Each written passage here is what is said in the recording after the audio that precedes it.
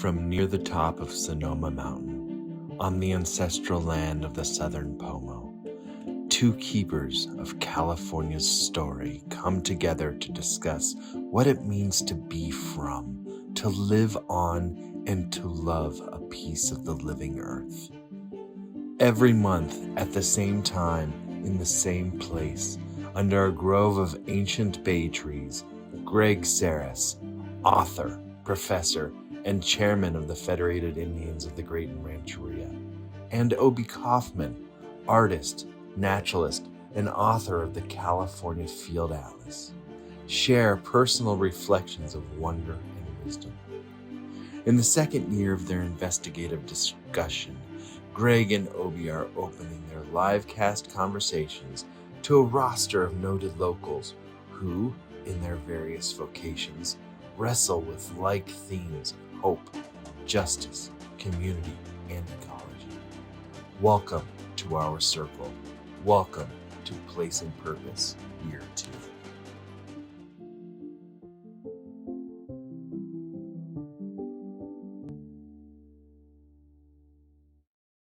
Steve Wasserman is the publisher of Heyday, a relatively small but undeniably impactful organization that has been cranking out indispensable books on all things California for nearly 50 years.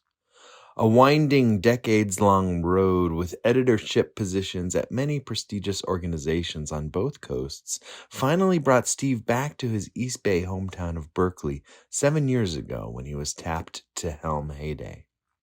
In that time, Steve and Heyday have published many best-selling titles, including all the books that Greg and Obi have since produced. It is because of Steve and Heyday that Obi and Greg know each other at all, and because of this, you could call Steve the godfather of this podcast. Today, we will be talking with Steve about his experiences, one who bridges authors with the manifestation of their creation, the state of the book industry, and the book's ability to convey nuanced truth and to inspire and galvanize readers. Hey, hi guys. Good Hi, morning. Greg. Good morning, Steve. Welcome to the Greater Circle, right? Yes. Place and Purpose, Year 2, Episode 1. Episode 1. August 2023. I am so grateful to be back here under the ancient bay trees with my friends, Greg Sarris, Steve Wasserman, joining us today. Our first guest ever in this evolution of what has been over the past year for Greg and I, a dialogue, right, with this polarity where we get to have these different positions and sort of try on these different outfits between what are some of them? I would say like indigenous versus colonial, or I like science. that part. Versus, When I heard what you just said, it almost sounded like a Beyonce show, but try on different outfits and things. But well, you got the good outfit here. I love this like superhero thing you got going on today. You are a superhero, Greg. To me, I'm so grateful that we are about to embark on this again. Thank you so much for having us to under your bay laurels. Now we are in the company of these hummingbirds that are chattering away like so many typewriters at the what'd you call this tree? It's the Albizia tree.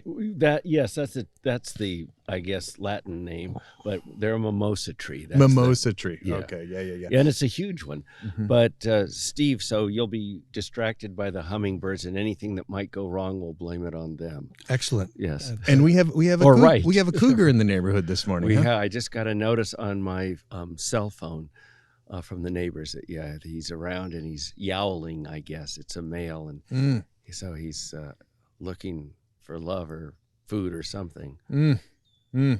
Or us. Yeah. Well, Hopefully we'll be able to provide food for thought. Yes. Or thought as food. Thought as food, yes. Yeah. An essential nourishment. He can listen, yes, or chime in if he wants. Oh, as we rattle along here, I think that he's going to be well clear of us. Yeah. So here we are. This conversation, this ongoing conversation, place and purpose. What are we talking about? We're talking about these issues that, for me, I think that our best episodes from year one really were where we get the most personal, the most vulnerable as we dig into or dig out of the past and the present, imagining a future of sustainability both within and without, as we're imagining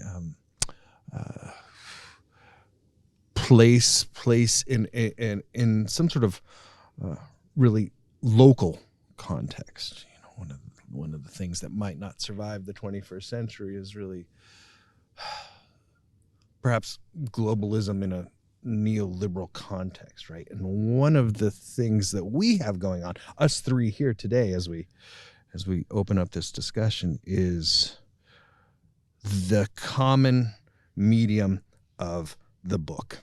The book being our primary platform to the broadcast and dissemination of nuanced truths and thoughts that require that amount of sort of real estate on the page to get across. And what I mean by that is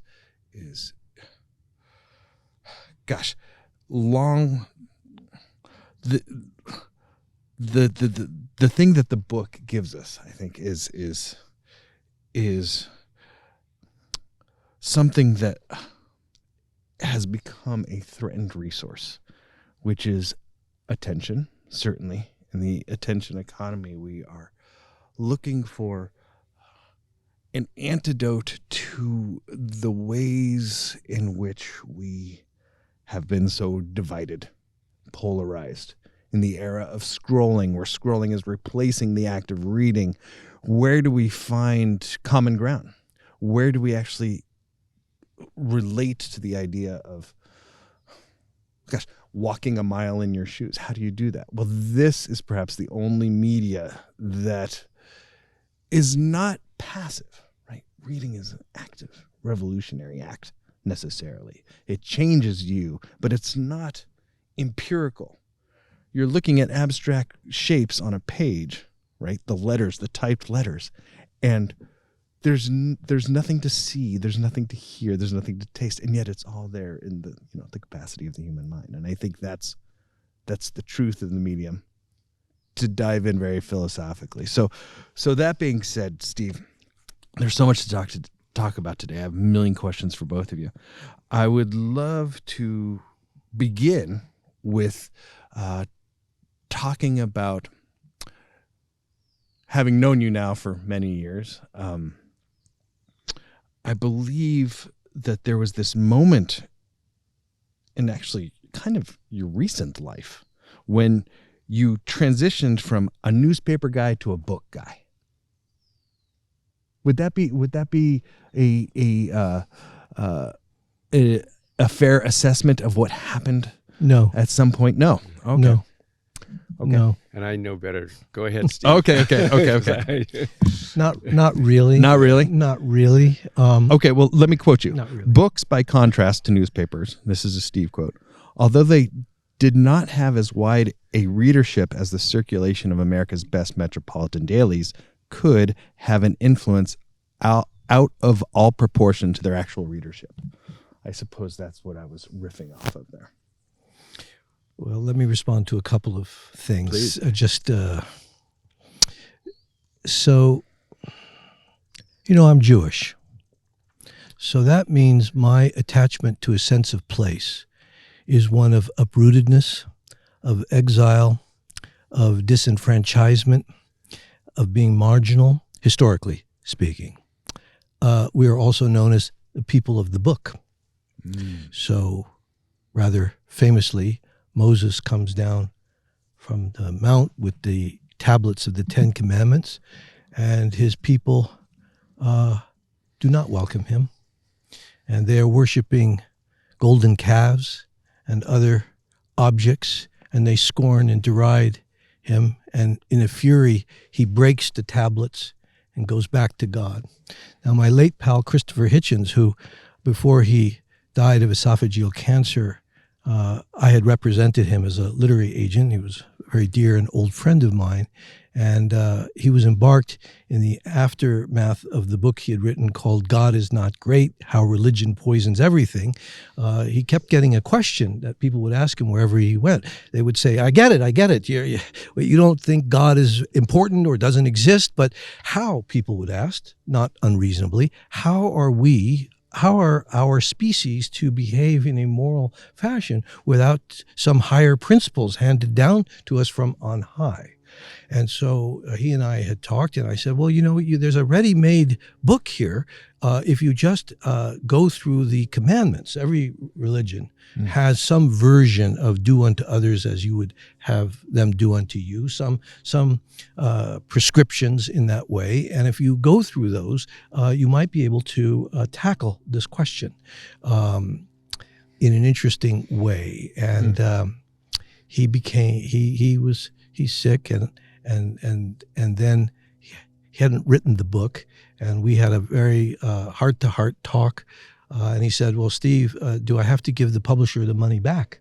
Because I said, yeah, well, if you don't write the book, they're going to ask for the money back. He said, how about if we just do 5 commandments and I only give half the money back? Would that be satisfying? Because after all, he said, there are only really 5 really important commandments. The rest is just God padding out the list. So let me interrupt you for a second. This is God Is Not Great? This would have been the sequel. This would have been the book that never got written. Christopher Hitchens. Because he, alas, died before he could finish that book. And I tell this in some elaborate way because the suspicion lingers that even God needed to be edited, that the 10 Commandments may have been more than any people could bear and actually fully fulfill. The other thing that occurs to me in your recitation of these things, in medieval times, sure.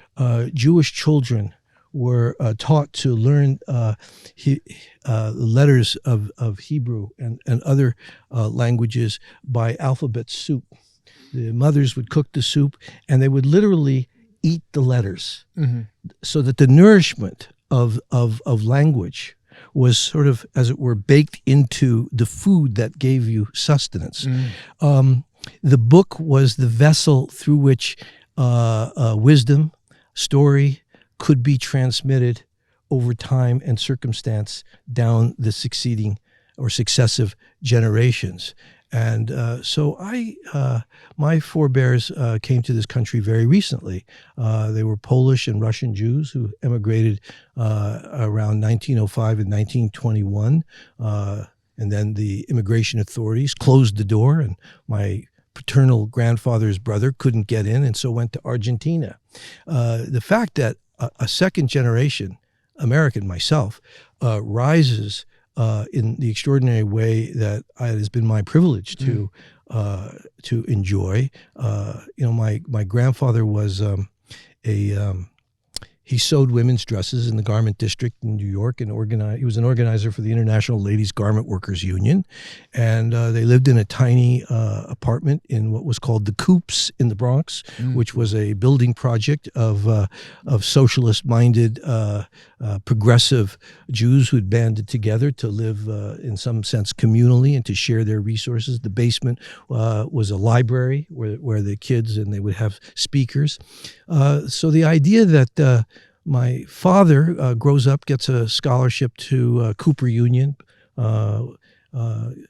comes out west in 1952, the summer of 52, exactly 71 years ago. Today, tell the listeners here, today happens to be my birthday. Oh my God! So happy birthday, brother! Thank you. So I have now lived 70 plus 10, all right, plus 1.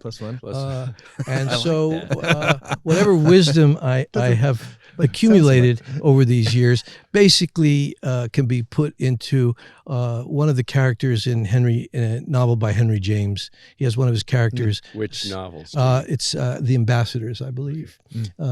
He has one of his characters saying, live life to the fullest. It's a mistake not to. And so I know that this response is somewhat rambling. No. But there's a hawk flying above, the hummingbirds. That's a vulture. A vulture even.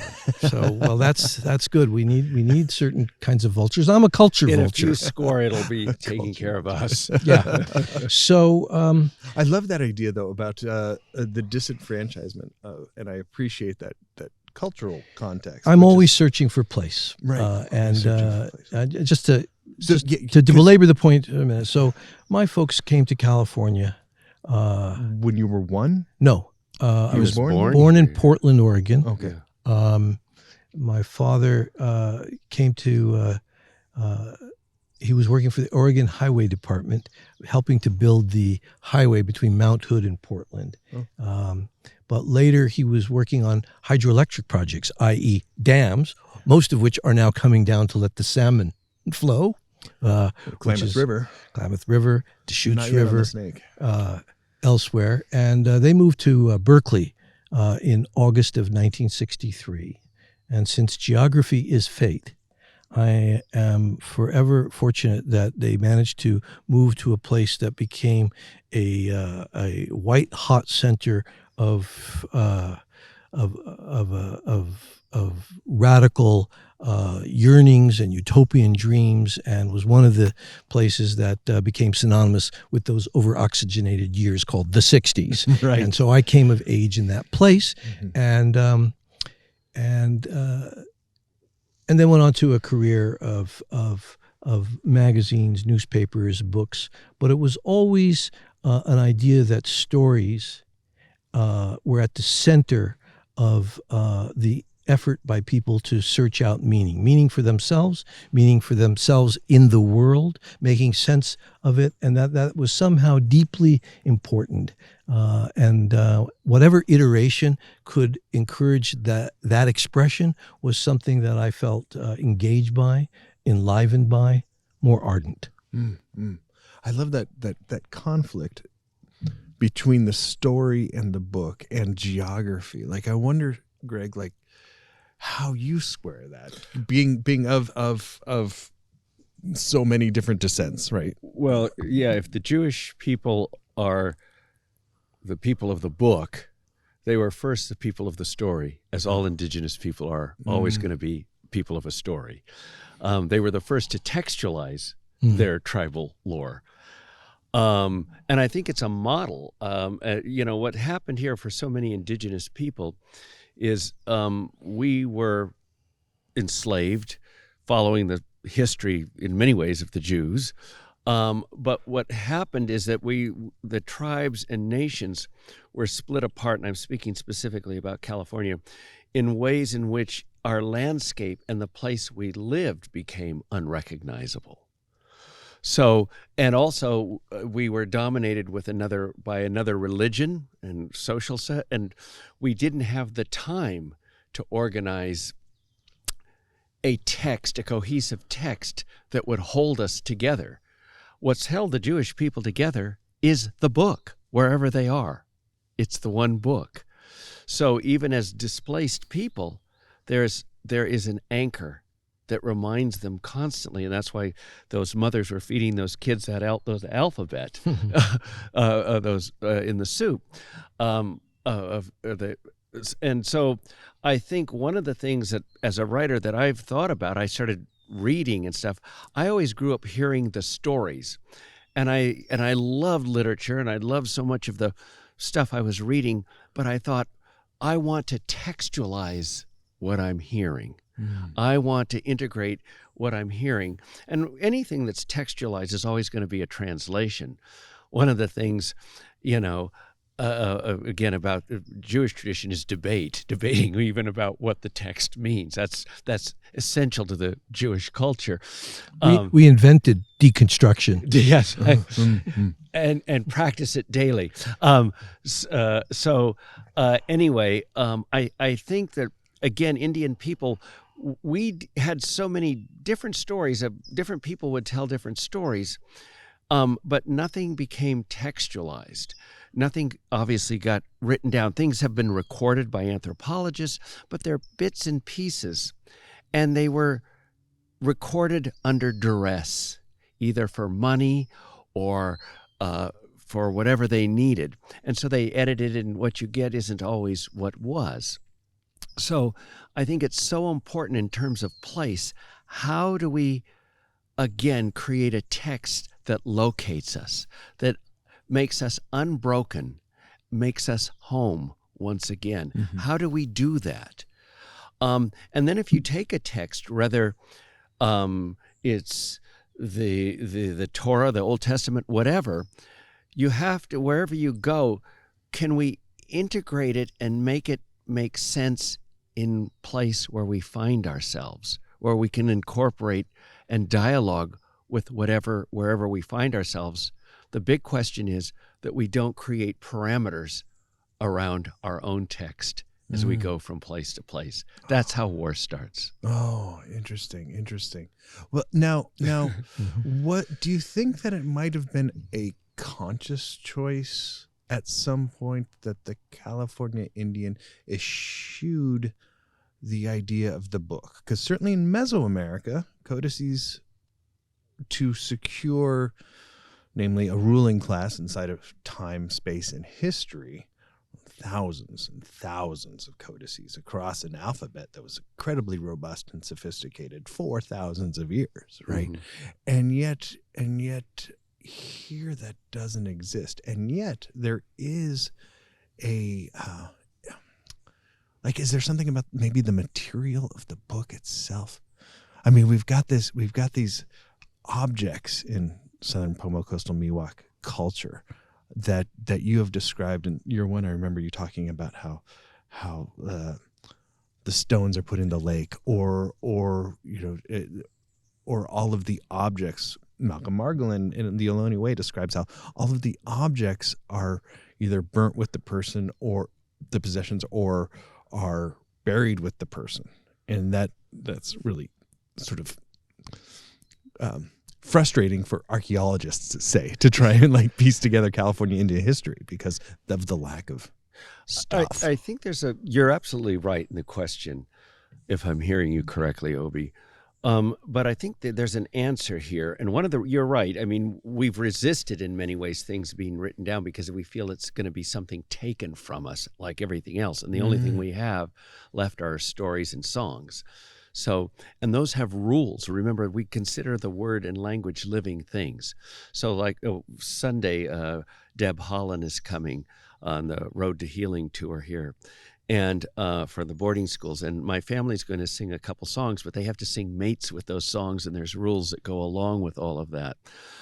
For instance, the Eagle song has to be sung with the Bear song, and there's that kind of thing. But I think I think there's still an answer to what you're saying. And it goes back to what I wrestled with when I was writing about Mabel McKay. We can talk about and textualize and write about the water. We don't and what it benefits. We don't necessarily have to tell you where the spring is. Okay? That's beautiful.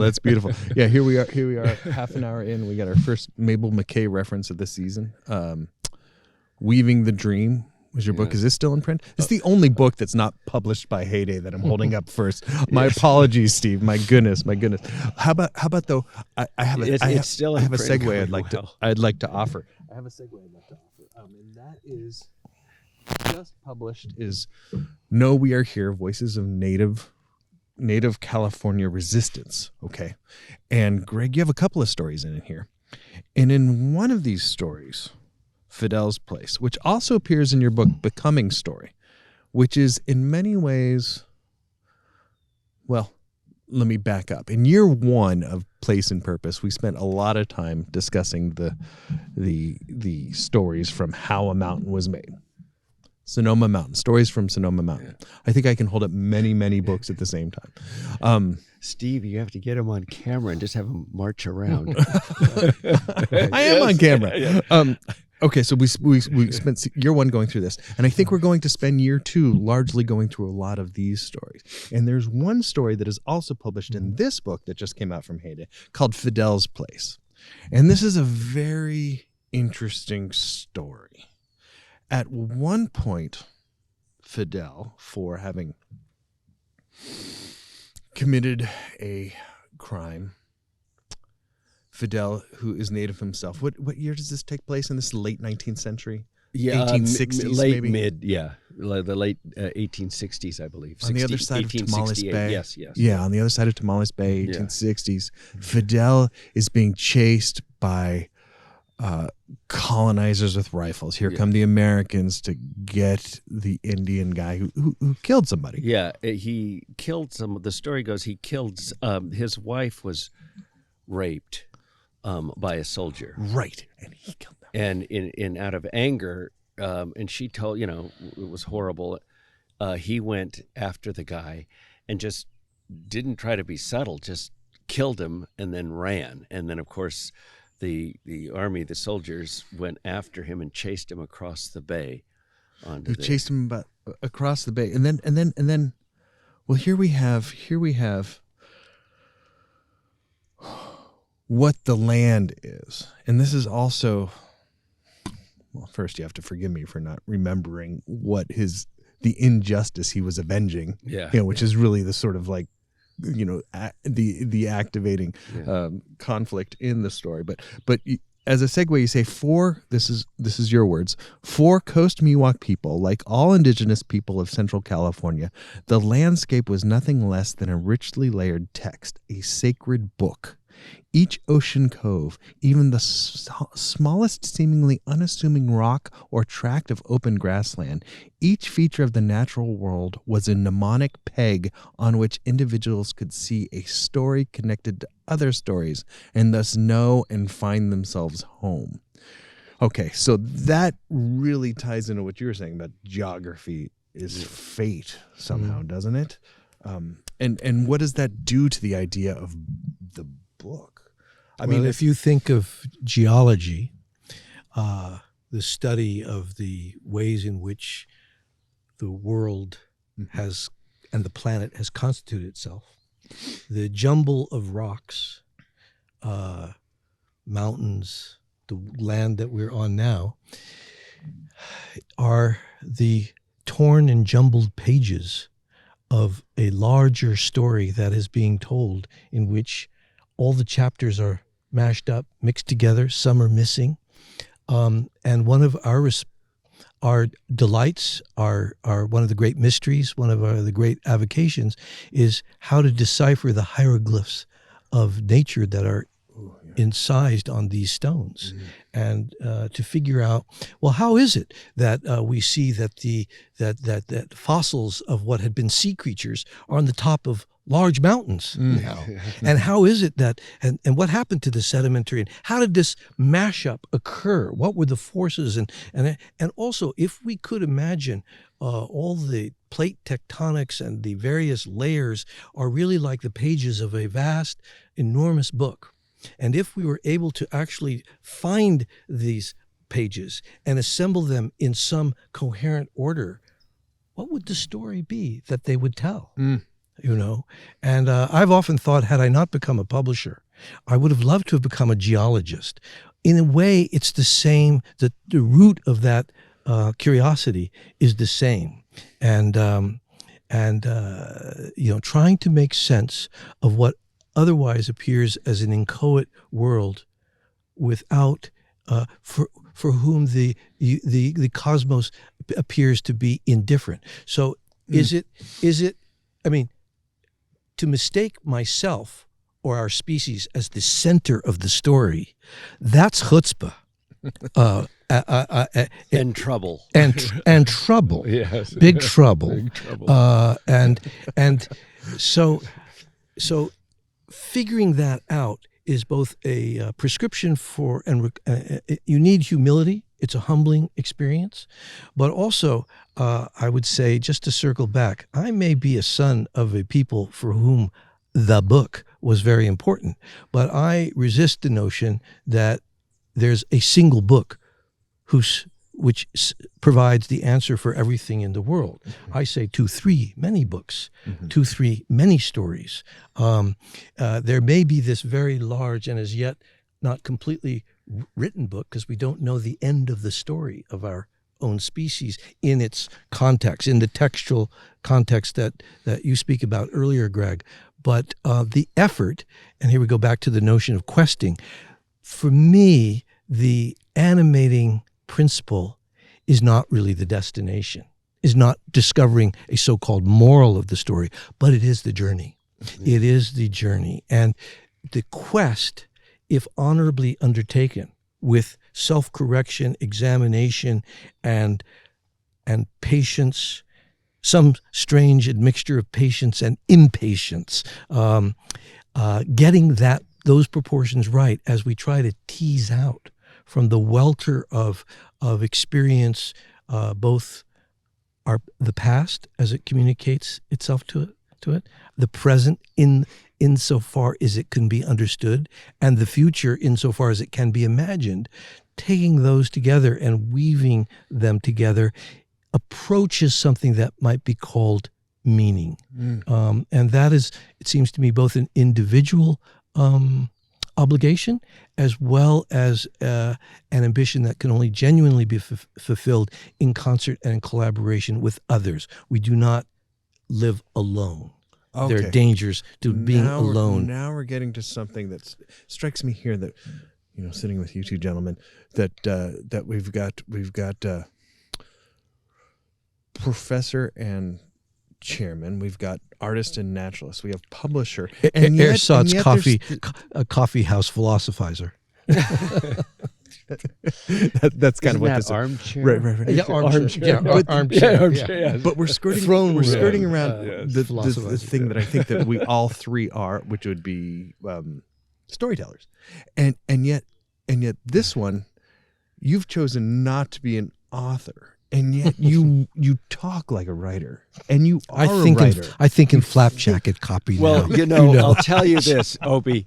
I've been around Steve for many years, and having an editor, a book editor, a publisher who thinks like a writer is a gift that has virtually disappeared, except for maybe this man or two or three others. So the fact that he does, in fact, think and talk like a writer for writers is invaluable. It is so valuable. But your relationship with Heyday goes back before. Well, it does, but it also goes back with Steve. I used to work for him when he was editing he did the LA Times book review, and I would do reviews for him. You guys met in the 90s or something. Yeah, we met in the 90s. Other decades. Yeah. But back in what seems at this room of the century. Pleistocene era. when books were popular. I've got there's a story on the tip of my tongue that's apropos, I think, of all that we're talking about, and it's a story about Mabel McKay. She was at Stanford in the university, and the kids were all interviewing her and all these crazy questions, and I don't know how it came up, Steve and Obi, but somebody said, they were talking about religion. Student stood up and said, "Well, do you believe in Jesus?" And she said, "Yeah. I seen him in my dream," she said. "He was a good medicine man. He was a doctor here on the earth. He did good things. He was a good doctor." And then the student said, "Well, then do you believe in the Bible, the New Testament?" And she said, "No," she said, "that's just what the anthropologists did. That was their idea." And she turned to me and said, "Now, don't do that when you're writing my book." But again, isn't that fascinating? Because again, she nailed it from wherever. Because again, the New Testament was written 100 years and plus after Jesus had lived. That would be 200 years in many cases. That would be like us trying to write about something that happened in 1823. Mm-hmm. And so again, interpretation. And what do you do with that? And again, her act of resistance and inclusion all at once. Resistance and inclusion. That's fascinating to me about the indigenous mind. Okay, so this idea of Fidel in your story is a shapeshifter. He can become a hummingbird. Yeah. Hello, Fidel. And so what is the act of translation in form of body, of mind? And language, of course, then is on some level an overlap of the two.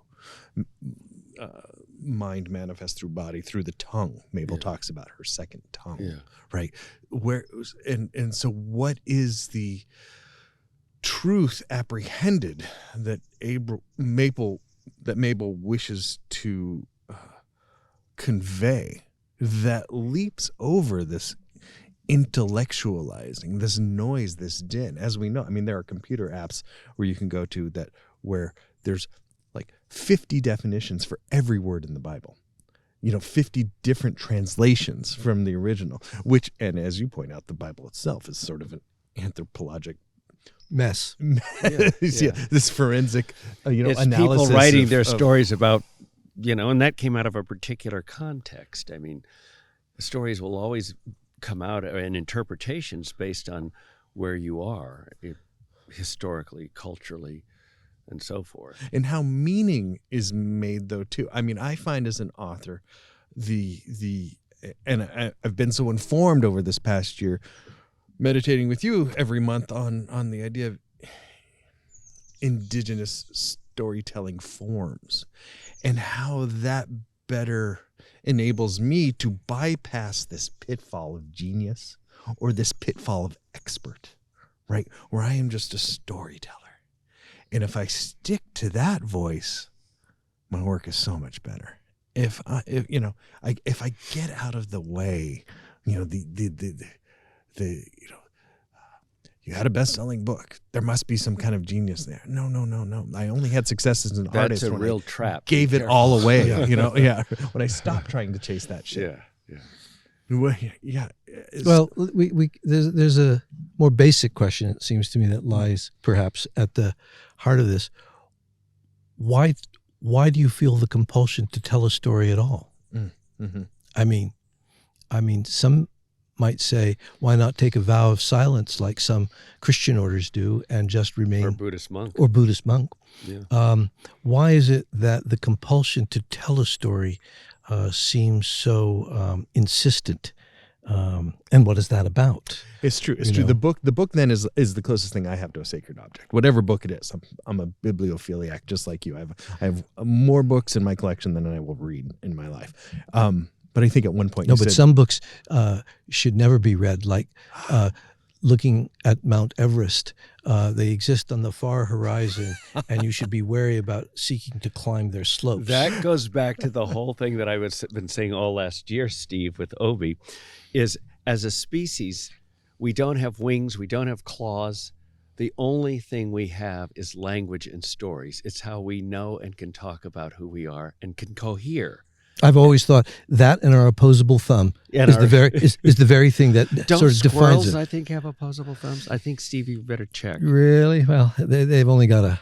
Yeah, perhaps they do. Something else does, I think. Not in the same way. Not in the... Okay, all right, good. I give up. All right. The design of the hand is unique so to us. I'll have to remember that every time I talk about stories. But we also have things like fingerprints. Steve and say, and the opposable thumb. So anyway... But, and the stories can be good or bad. Remember, stories killed 6 million Jews. Stories can also heal, and we have the potential to tell stories. And is one of the things that drives me is to heal and to doctor. So we can tell stories that can get us to think about another way of living that might, in fact, be sustainable. Mm-hmm.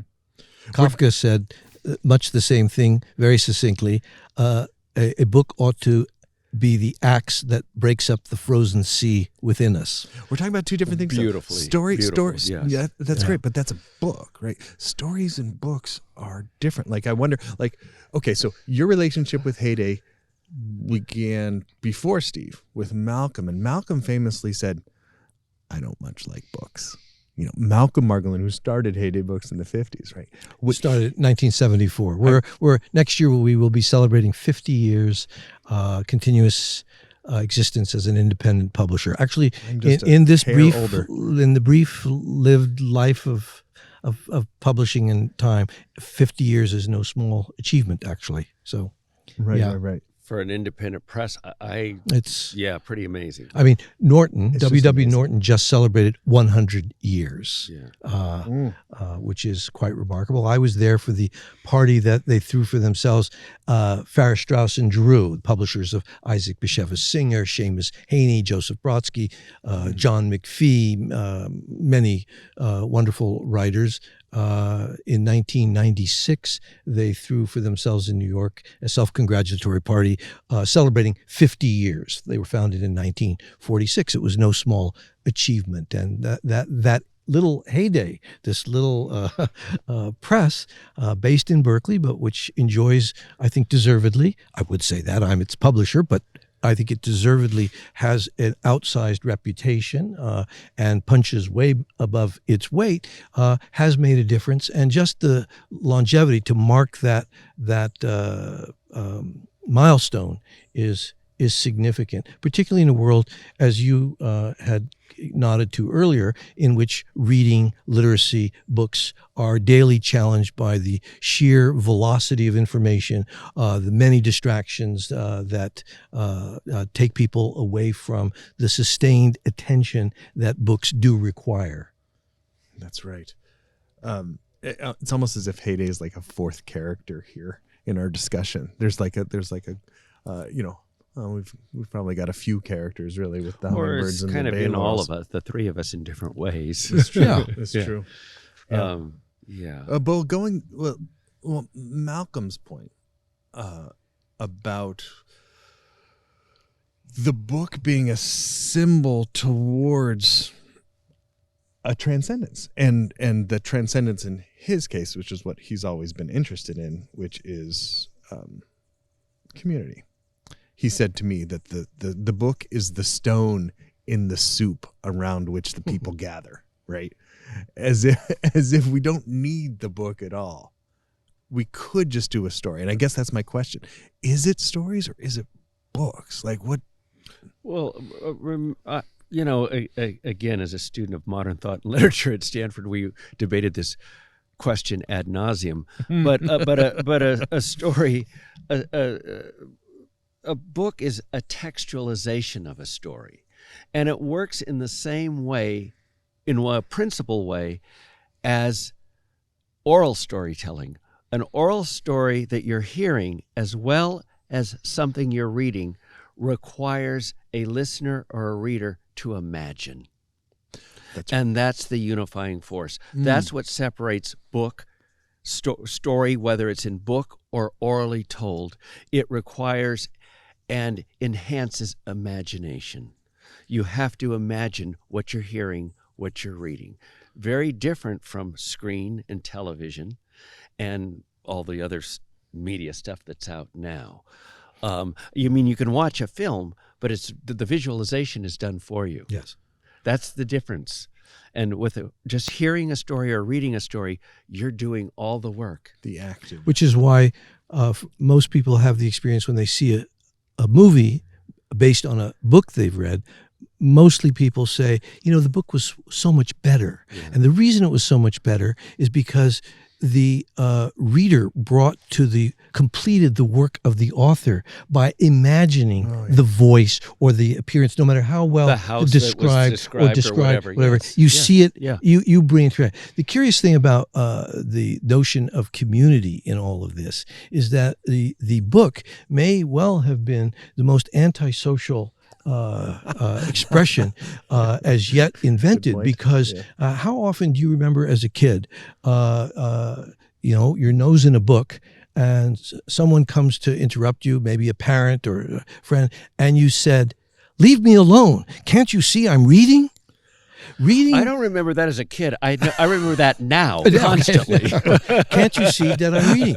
You do it, unlike going to Taylor Swift's concert, Yes. or Beyonce, or a mass phenomenon that gets you into the IMAX theater to see Oppenheimer or Barbie. Reading is a solitary act. It's done alone. It requires some quiet, usually. It's you and the book. You are in a dialogue, even with the worthy dead. I mean, an author is speaking to you across time. and you are completing that story. And books, like any art object worthy of the name, fall through time and circumstance. And if they're any good, they accrete meanings that may well have not even been imagined by the creator of those objects or the author.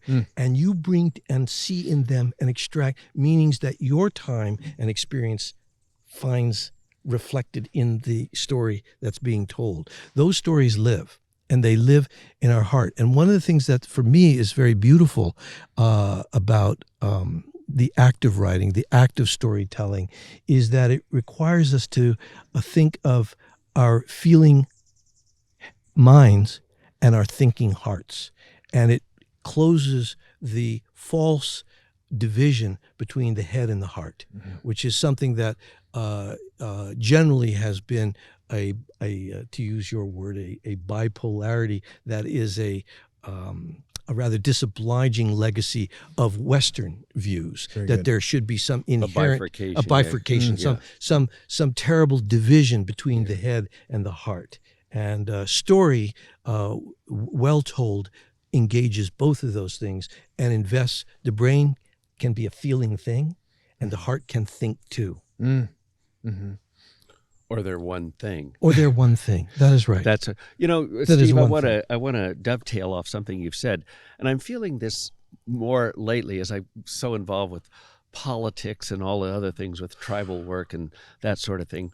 But after I read, which is in my moments of that solitary act of reading, as you're saying, Steve, I find you're alone. Ironically, you're alone in reading, but when I put down the book and step out into the world, I'm more engaged, I feel, than I was before. I'm reintroduced to the world with each thing I read, and more engaged in thinking about what I'm doing and thinking about the world I'm in. And as I get busy with so many other things, that's the pleasure for me. And I think it was always the pleasure that I walked out my front door after reading whatever, even if it's something I didn't like or thought about, and the world is bigger. Well, I love that experience, and for me, I feel very similarly. If I'm reading something, it hardly matters what it is. It could be a poem, it could be a novel, it could be a work of history. It really doesn't matter, and it doesn't so much matter to me if I agree or disagree with the putative argument or view that might be being expressed. But if I read the thing, and if it's any good,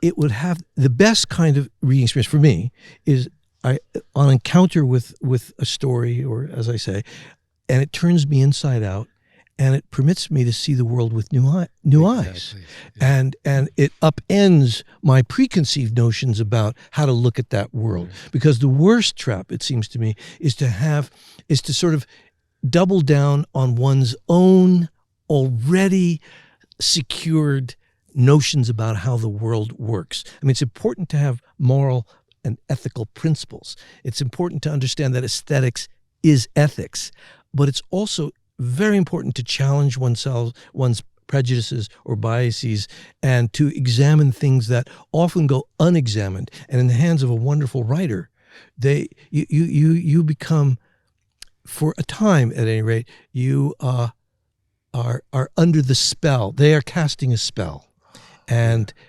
it's important to allow yourself to be willing to be spellbound. Yeah. That's wonderful. That segues very nicely into a question from one of our viewers here, and we've got the questions coming hot and heavy now. We've got a few coming in. So now that we're about an hour into the conversation, we better get off the abstract The armchair business and get down to some specifics. That's right. Bring it on. I think that we're afforded by these questions. It's sort of a grounding. Now, good. As we sit here, Place and Purpose, Year 2, Episode 1, with Steve Wasserman, publisher of Heyday Books out of Berkeley, California. There's a lot to ask you. I think, Steve, could you please say something about the book as a physical object in the 21st century versus a digital format for storytelling? Good question. Sure. Yeah. Well, I just will declare a bias. I invite the listener and all your listeners, if you find yourselves in Berkeley, come on down to Heyday, 1808A San Pablo Avenue in Berkeley. Come have a cup of coffee, tea. We're surrounded by 20,000 books. If I should be so hapless and unfortunate as never to read another book in my life, just to gaze at the tapestry of color that the books demonstrate with their spines arrayed on the shelves, literally give me ideas. The texture of a book, the touch, the feel of it. I'm not a snob about digital. I look. Unfortunately, I'm hostage to the iPhone as well. I look at and scroll. I see screens. Yes, I'm not a hermit. I do all of these things. But just as the advent of television did not banish radio, just as the computer screen, books are not going away. In fact, there are more book-like objects being published or manufactured today than ever before in the whole of human history. Now, what is challenged is our attention spans and the solitude necessary to actually read these things, the solitude which is the prerequisite for something that might actually resemble wisdom. But in matters of culture and in matters of literacy, I remain a kind of Leninist. Better, fewer, but better. And I'm reminded of a story, the late great author Arthur Koestler, who wrote that great book, Darkness at Noon, and other books. He also wrote a book called The 13th Tribe, which was not so great, but his Darkness at Noon. At any rate, he was once asked by an interlocutor that if he could make a choice between having a book of his read in 100 years by 10 people or 100 people in the present, which would he choose? He said unhesitating, 10 people 100 years from now, but then paused and said, but I suppose such sentiment gives not much solace to my publisher who hopes still to be in business a century from now.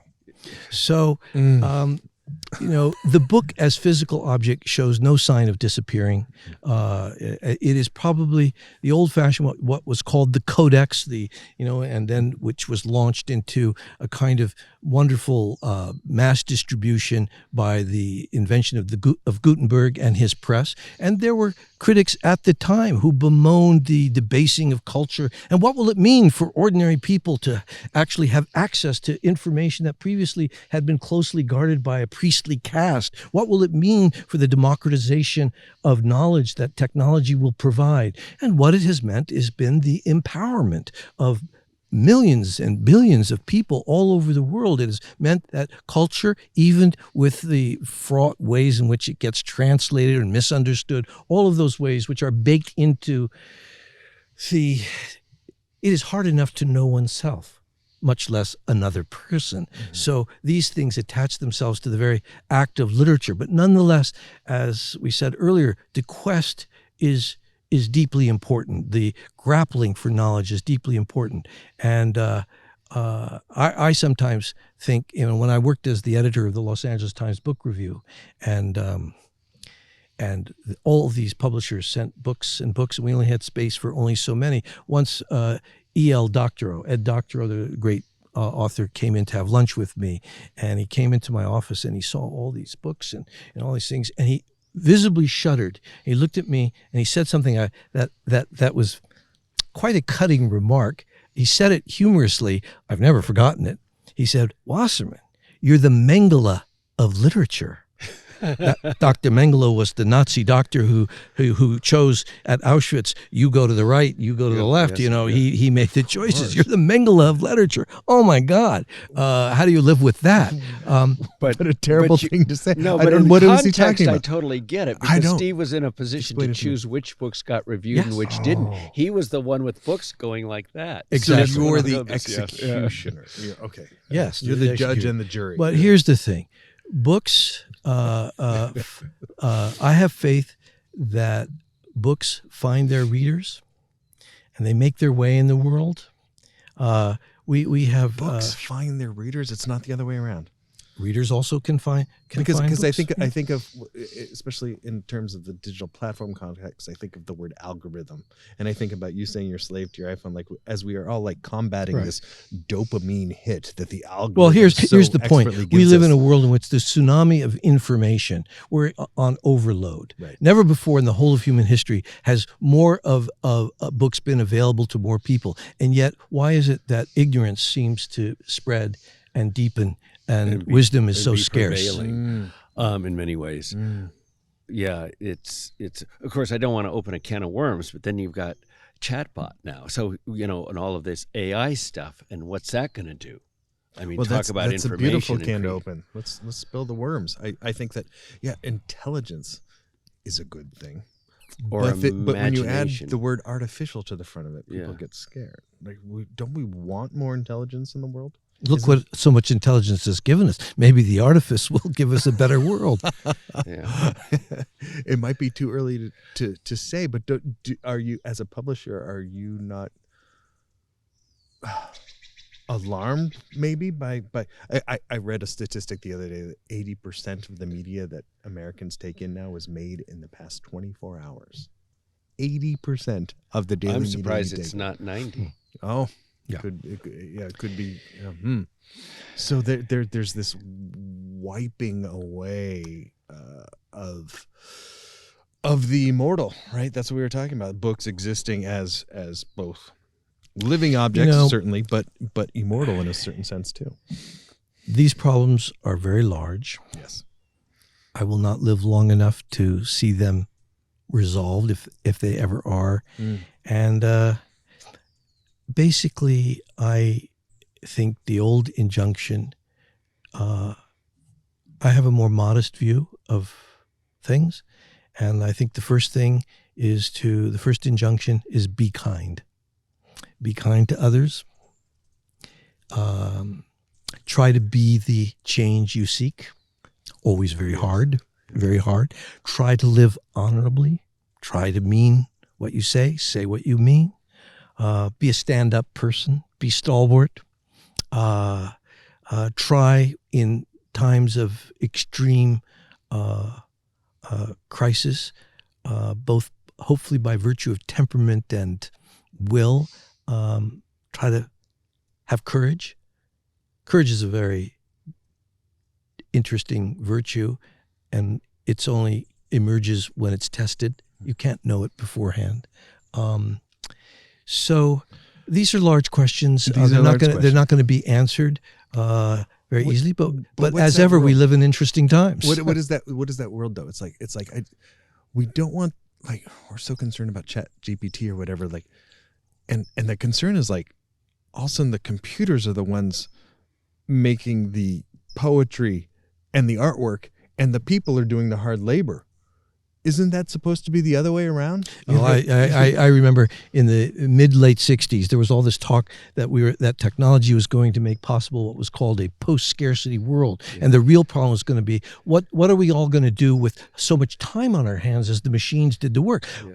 Unfortunately, the opposite has happened. Now the boundary between the private and the professional is so porous as to be almost non-existent. People work 24/7. They work harder and harder, more and more responsibility for less and less actual compensation in a country, alas, which is very largely, for most people who inhabit it, a broken country. I regret to say. I would never have thought 50 years ago, active in many kind of social movements, that a number of those issues having to do with racial justice, equity, and other things should be issues, if not settled, would be so fraught and on the table once again in very frightening forms, in which the very idea of democracy and the protocols attached to it should be so challenged, if not every month, every week, indeed even every hour that we live in this country. Steve, you're reminding me of something that Joan Baez said in a New York Times interview about a year or two ago. I think they were interviewing her, and they asked her, the question was, what would people from the 60s have thought about what's going on today? And she put it very succinctly, and I guess I can say this. Well, it was printed in the New York Times. She said, "We could never have imagined that things would have gotten this fucked up." I think that's exactly right. I mean, in 1968, I was 16. I was at Berkeley High School. Martin Luther King and Bobby Kennedy had just been shot.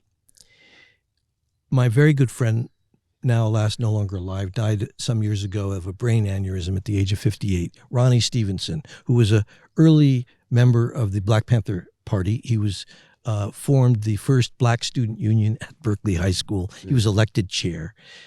When King was assassinated, he and I led a student strike of 2,500 kids, black and white. He organized the black kids, I organized the white kids, and we went out on strike. We had a single demand, the establishment of a Black Studies and History department.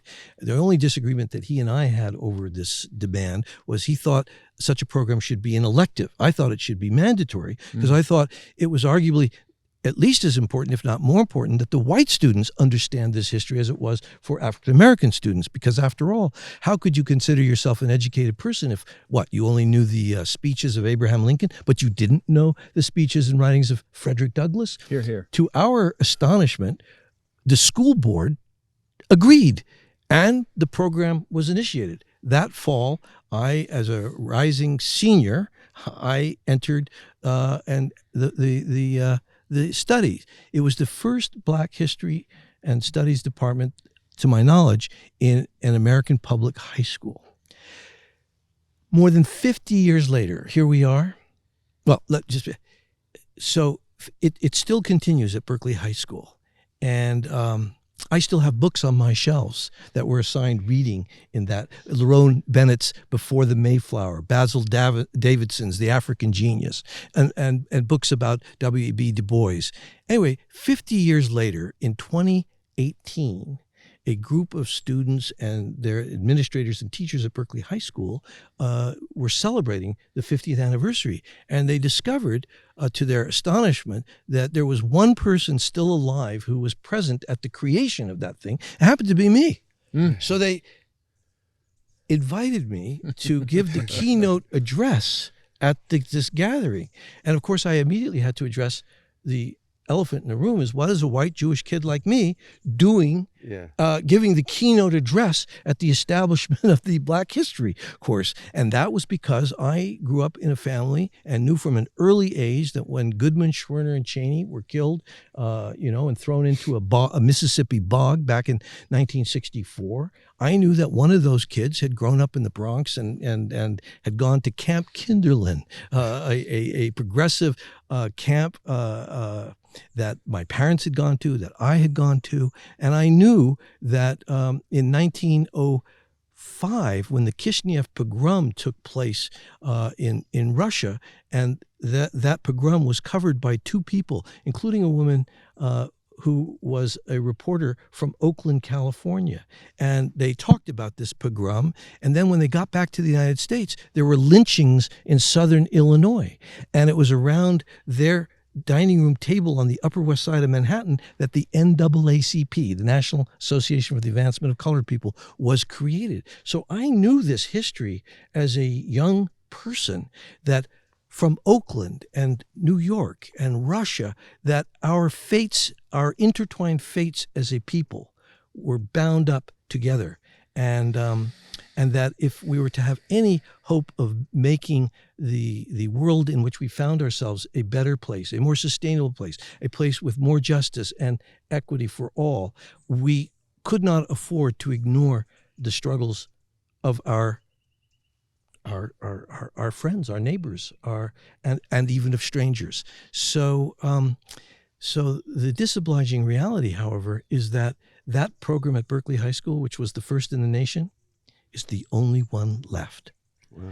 So here we are, more than 50 years later, and now there are people who are disparaging the notion of so-called critical race theory, which is no more totally hijacked. If totally I can, gentlemen. So we need to know. We need to know the history of indigenous peoples. We need to know the history. We need to know the histories of everyone. Call me old-fashioned. All for one, And one Steve, for all. Look at me with a Jewish mother, Filipino American Indian father. If these races can get along in my blood, why not? Where else? Right. Always brought right back down to the here and now, my friend. But I do want to bring this back to this is the book episode of Place and Purpose. So I want to bring this back to the book before this is all about books, by the way. Right. But I feel Absolutely. I feel sort of the centripetal force leading us towards greater prescriptions for world culture in the 21st century, and I want to avoid that for right now. Because we have such great questions. I don't want to take advantage of having Steve Wasserman, publisher of Heyday Books, sitting right here. Here's a question from Mike Hubbard, who has chimed in a few times on our Place and Purpose podcast. And feel free to send in your questions now on the chat. I bet many of the listeners who are researching or writing a manuscript would appreciate hearing a few words about how to get the attention of a publisher. You mentioned stopping by, but what do they have in their hand? How, especially in the era of algorithms and artificial intelligence? It's very difficult. That's a good answer. Yeah, Honest. No, it's very difficult.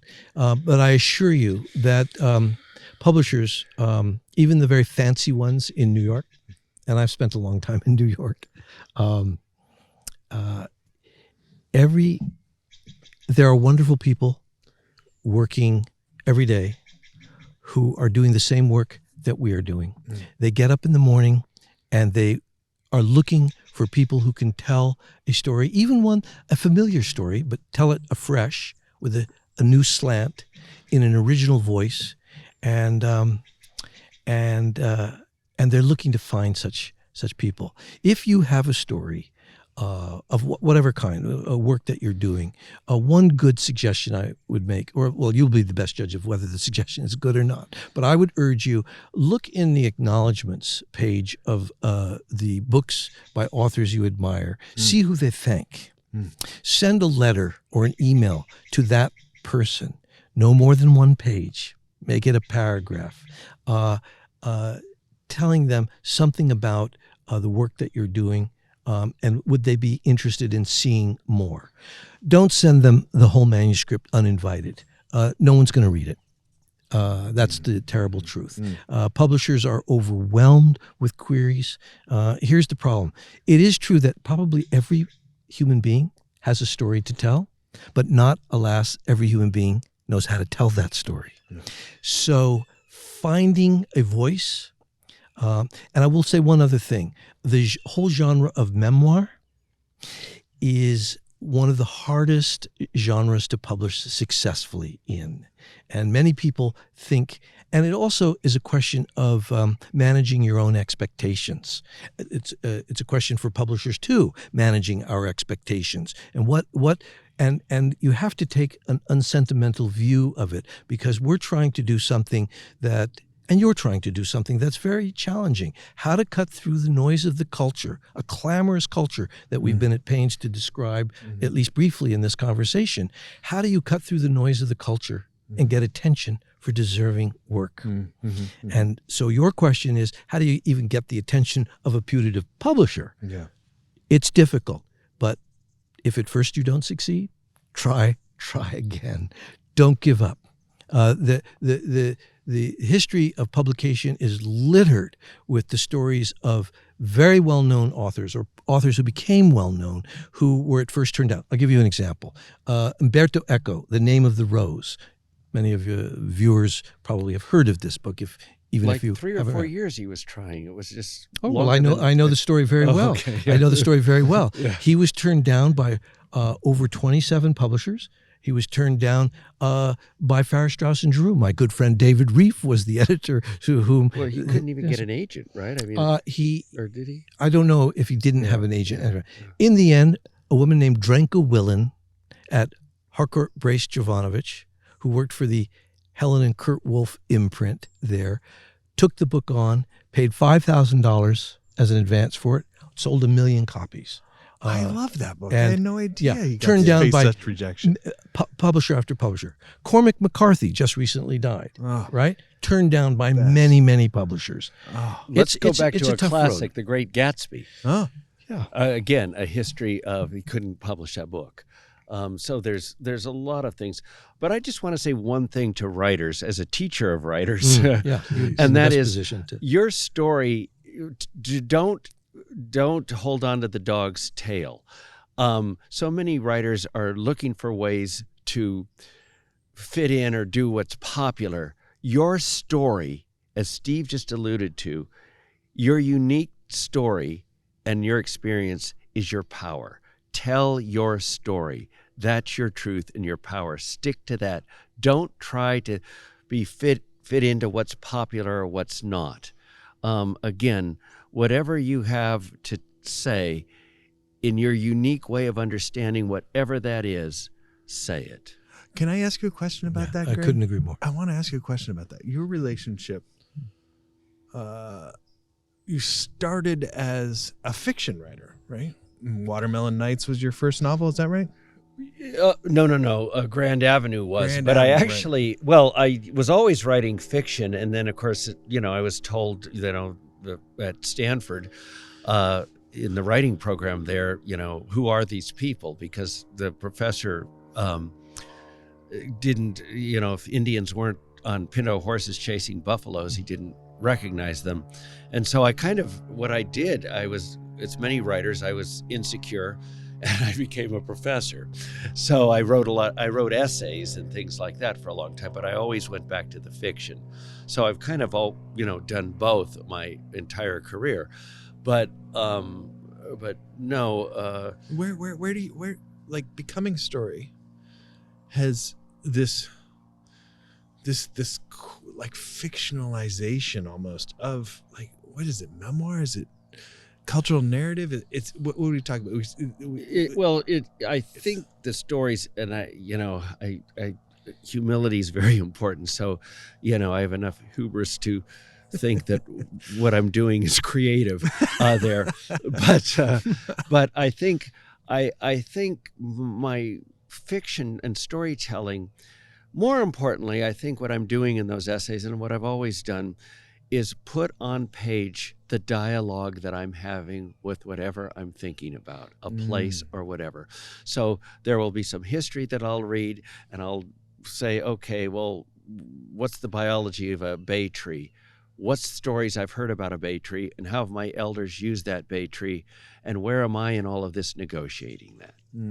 That's kind of what I do, so that I can kind of pass that on to the reader, a way to dialogue with place or an idea.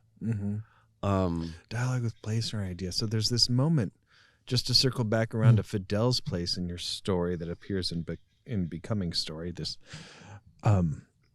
Fidel he doesn't hide from the law, the white law, the colonizing power that is coming for him with a bullet, or to take him to the gallows, I guess. He doesn't hide.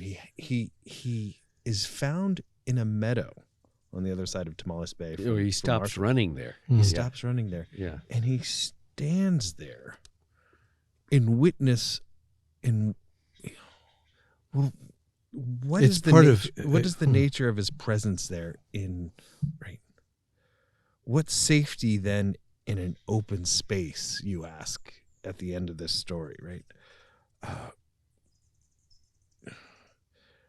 There's something about safety in the truth, right? He's just there with the memory, with the place, inside of the story of his people, of his life at the end of all things. That's such a beautiful posture. I mean, what an attitude towards one's subject, one's world. You described just now your relationship between self and others and the world in the context. I think that there's great philosophy of wisdom there. Steve, you're going to say. For me, Yeah. in my reading it, and actually, I've just now thought of this when I said I was once taken in Paris. I knew a woman, Nicole Stefan, who was a member of the Rothschild family. The Rothschilds very patriarchal. The men got the dough. The women were taken care of. They got enough to keep them in jewels and good restaurants, but they didn't have access to the real. And Nicole Stefan became a race car driver, an actress. She was an actress in Jean Cocteau's Les Enfants Terribles. She was one of the remarkable, and I would later meet her many decades later, and she asked me if I would accompany her. Her sister was a great huntswoman, and they were going to have there was a hunt, horses and dogs, and they were hunting deer, stag, right? And she said it would be a great honor. My sister would love to have you, and you come on this hunt. And the hunt, and I had never been on such a thing, and it seemed completely barbaric and whatever. And we go on this outside Paris, a forest that was said to have where Napoleon hunted, and it was a kind of almost like a sacred grove. It had not been cut down, and the dogs are hungry, and they gather as the early morning fog dissipated at the crack of dawn with the horses, and the hunters are all dressed up in their various finery, and they have bugles and French horns and all kinds of things, and meanwhile Nicole and I are in her little car, and we are racing from hamlet to hamlet, and we bought sandwiches and wine, and she's drinking steadily, and she's driving crazy, and we're racing along, and she roars to a stop, and she says, I said, what do we do now? She says, jump out. And we jump out, and we go to a meadow, and we look at the meadow,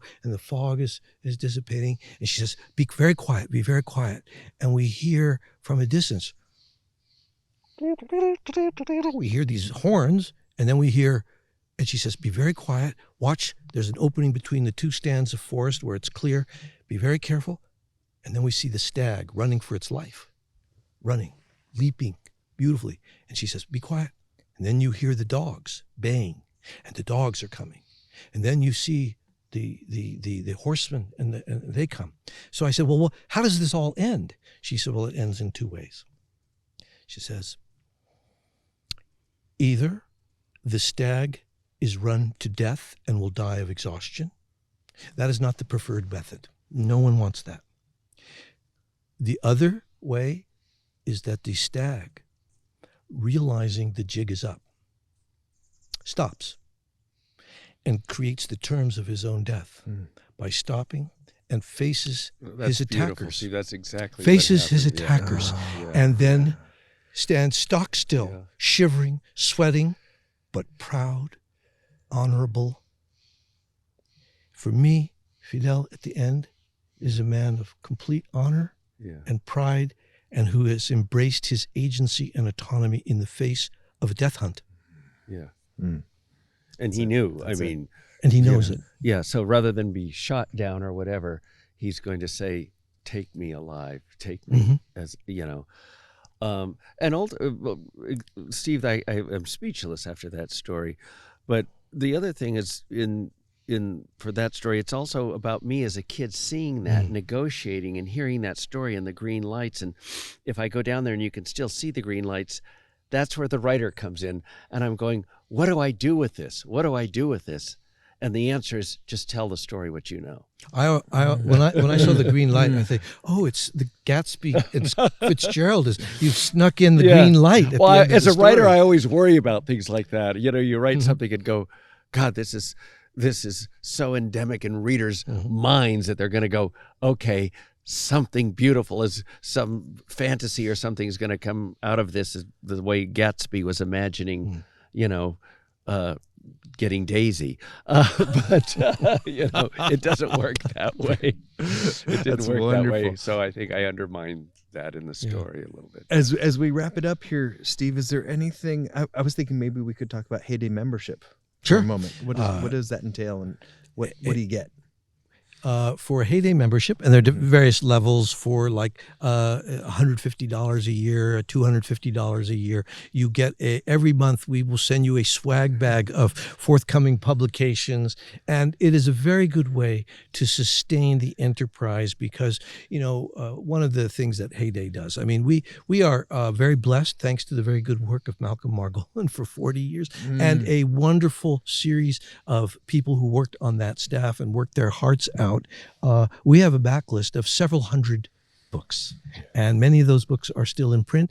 And without that, we would not have been able to survive the pandemic. I mean, it turns out the pandemic was actually good for us because it put a lot of people under a kind of house arrest. But it turned out that many of the books that we publish, especially the books that celebrate and explore the joys of nature, your books, the books of Jack Muir Laws and other books, turns out that as the contagion and the fear of it subsided, people were very interested in getting outdoors, into their backyards, out into the coasts, to the forests, and to do so in ways that were life-affirming. And people were very interested, and that helped sustain us as well. We also learned that it was possible to continue the enterprise working virtually. Although, to your earlier viewer's question, a lot of people, fear, like talent, is unevenly distributed. So there were people who were very afraid to come into the office. I was not among them. I was sort of happy as a clam. I came into the office. I'm surrounded by 20,000 books, and one other person is there. Yes. And, it was a very congenial place. And nothing will really ever replace what we're doing right now, sitting the three of us. This is so much more satisfying in a deep and soulful way than if we were to do this on Zoom. Each of us siloed in one place or another. First of all, I'm smelling the air is perfumed with this beautiful thing. One's whole being is so what we're doing is becoming, to the extent that we can, we're allowing that boundary between our own epidermis and the world around us to be a bit more porous, to come into us, to flood our beings with feeling.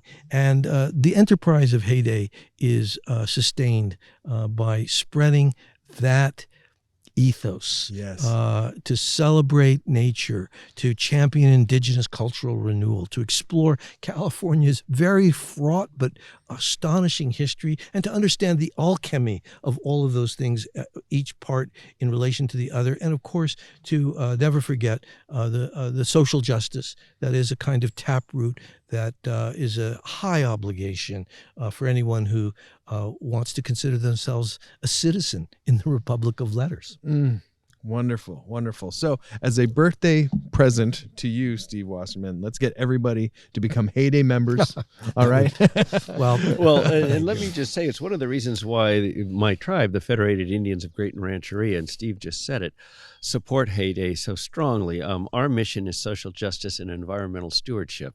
And it seems to me that that's precisely what Heyday is about and publishing.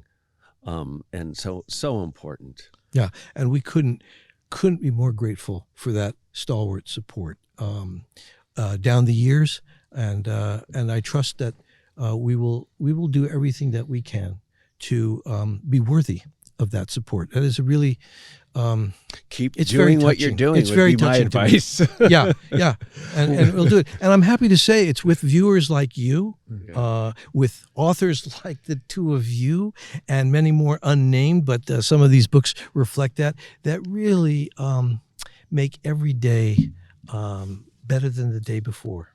Really. And my job as publisher, the job of all my colleagues, we're the midwives to the birth of these stories. And there's a kind of anonymity to that work. Not everybody has to be a writer. I mean, long ago, you asked a question, essentially, why did you become a publisher and not a writer? I'm a kind of talker, yes. I'm a kind of impresario of culture. I'm a kind of midwife. I'm an encourager. I'm an author whisperer of a kind. And I think there's great skill and satisfaction to be derived in doing that kind of work. But I learned long ago that the way you get smart is to surround yourself by others smarter than you, more gifted by you, from whom you can learn. Here, here. Well said. I love being surrounded by men smarter than me. I include you two in those ranks. Now, we're going to keep doing what we're doing. Thank you for joining us today, Steve, on our first episode of year 2. Thank you for helping make my birthday memorable. Wow, yeah, this has been amazing. And I didn't know it was your birthday, Steve, so you finally caught up with me. Well, all in good time, young man. This has been the book episode. Next month, Greg, we've got Wade Crowfoot, our Secretary of Natural Resources, the State Secretary of Natural Resources. I think we're going to have a policy episode. So that will be, I think we're going to be doing that the first Friday of September, because somebody's calendar is jammed full of everything else. Because I think I'm a UC regent, and I was just looking, and I think I have a regents meeting, but I was just seeing this book. That book is for you. And I just thought, homework. Yes. That one I'm leaving here. Yeah. You just heard that, everybody. Okay. That's homework. All right. I'm looking at That's a book I've been waiting 50 years since I graduated UC Berkeley in 1974 to publish. Oh, you have to give us a second of that then. Talk about that book, huh? Shall we? We should say the name and the author at least. This is a book. Tony Platt. Tony Platt was a professor at. He went to graduate school of UC Berkeley in the early 60s. He became a professor of criminology. I actually studied with him. We have enjoyed a half-century of friendship. Years ago, I sent him to Malcolm Margolin for a book that he wrote that Heyday published called Grave Matters, about the ways in which tribal people's bones were violated and collected under the dubious eugenicist anthropological principles then in vogue. And so he wrote a book about all of that, which was an important book called Grave Matters. And Tony, who just turned 80, he's a very vigorous and lively 80, now has written the book of his lifetime, which is a deep dive into the continuing scandal that is the reluctance and foot dragging of Cal's overseers to properly and expeditiously repatriate what was stolen. There are and the graves that were robbed. And the graves that were robbed, the peoples that were violated. There are 10,000 bones of indigenous peoples that are in the catacomb beneath the Hearst Gymnasium. And it's estimated that about nearly 70% of them are from Coast Miwok and Pomo people, my people. Yes. Oh. Yeah. So that's one part of the story. But if you go back earlier, Cal established in 1868. Whose land was it? What were the notions that there's much, even ending with Oppenheimer and the Lawrence Radiation Lab. And so Tony does a deep dive. The book is called The Scandal of Cal, Land Grabs, Publication date? White Supremacy and Miseducation at UC Berkeley. It'll be published on August 28th. And I'm determined to that this book should deepen and advance the public debate and concern over issues that need to be resolved and aired in their full nuance. Fascinating. I can't wait. So, what an important issue. as there are wonderful blurbs from here, including from Roxanne Dunbar Ortiz, Kucha Risling Baldi, Benjamin Madley, Damon Akins, and others. But I love the briefest of them is by Ruth Wilson Gilmore, who wrote a book called Abolition Geography, Essays Toward Liberation. And she writes very succinctly in praise of this book, "This is a land acknowledgement." Yes. Wonderful. That's great, yes. Wonderful. What a great way to end. Thank you. On a very dynamic Thank you note. for giving me an opportunity to rather self-servingly promote Heyday. I Well, appreciate it greatly. What gravity, what relevance. It should command the attention of every introspective Californian, to say the least. I'm looking forward to reading it myself. Lastly, we have a winner to announce. You could still register your email at placeandpurpose.live, where Greg and I hang out, and your name will be submitted to win free books, which are now going to be inscribed to you. Our winner this week is my friend Christy Cedarborg. She lives in Los Angeles, and she also lives in Glen Ellen. I had nothing to do Over the hill. Glen Ellen is directly over the mountain. Directly over the mountain. Yes, yes. Wonderful person. Congratulations, Christy. And I think with that, we're going to sign off. Thank you both for joining me here. Thank you, Steve. You're welcome. Tremendous. Thank you. Tremendous. Yeah.